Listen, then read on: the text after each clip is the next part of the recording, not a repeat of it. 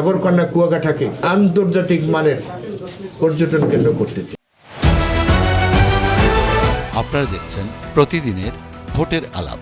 আমি নির্বাচিত হলে প্রথম 6 মাসের মধ্যে আমি হাসপাতালটাকে পরিপূর্ণ করে ডাক্তার এনে এখানে কার্যক্রম শুরু করি। নাম্বার 2, এই হাসপাতালটাকে আমরা বিভিন্ন বিষয়ের কনসালট্যান্ট এনে যারা উচ্চতর ট্রেনিং প্রাপ্ত FCPS MS করা ডিগ্রিদের ডাক্তার, সার্জারি, মেডিসিন, গাইনি, আইএন, আমাদের এই এলাকার লোকজনদের আগুন মুখার মতো ভয়াল নদী পার হয়ে আর গলাচিপা পুটুকের বরিশাল যেতে না হয়। নাম্বার 2 আমার অঙ্গীকার আমাদের শিক্ষা ব্যবস্থা। আমাদের ছেলেবেলা ইন্টারমিডিয়েট পাস করার পর তাদের হারিয়ে ফেলে, দিক নির্দেশনা হারিয়ে ফেলে। আমি নির্বাচিত হলে অতীব শীঘ্রই একটি ডিগ্রি কলেজ এখানে প্রতিষ্ঠা করতে চাই। নাম্বার 3, আমাদের যোগাযোগ ব্যবস্থা।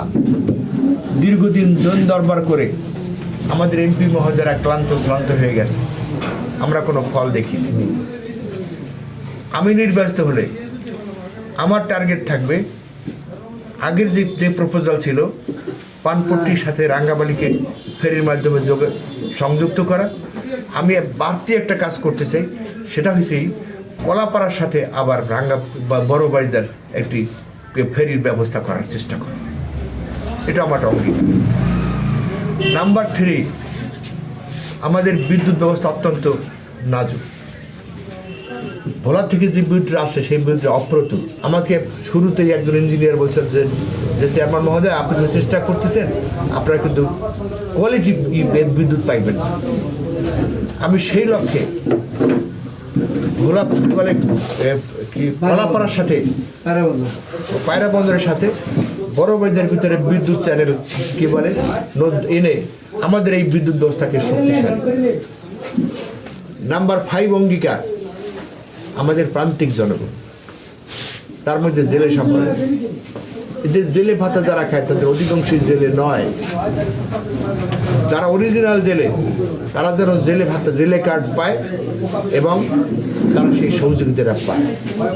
2, এই সমস্ত লোকেরা কিন্তু দাদন ব্যবসায় জড়িয়ে পড়ে। তারা যখন সাগরে যায় তার দাদনের টাকা ধার করে নিয়ে যায়।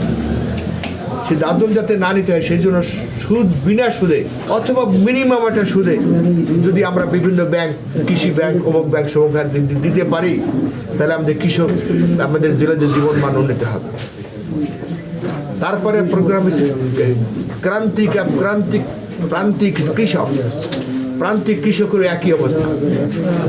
তারাও যদি স্বল্প সুদে এবং অথবা বিনা সুদে যদি ঋণ পায়, তাইলেও কিন্তু আমাদের কৃষকরা বেঁচে যাবে, তারা উন্নত জীবনের অধিকারী হবে। শেষমেশ আরটা আমাদের প্রতিশ্রুতি আছে, এই সাগরকন্যা কুয়াকাটাকে আমি নিজে বসে থেকে আমাদের পর্যটন মন্ত্রণালয় থেকে টাকা এনে ওইটাকে আন্তর্জাতিক মানের পর্যটন কেন্দ্র করতে চাই।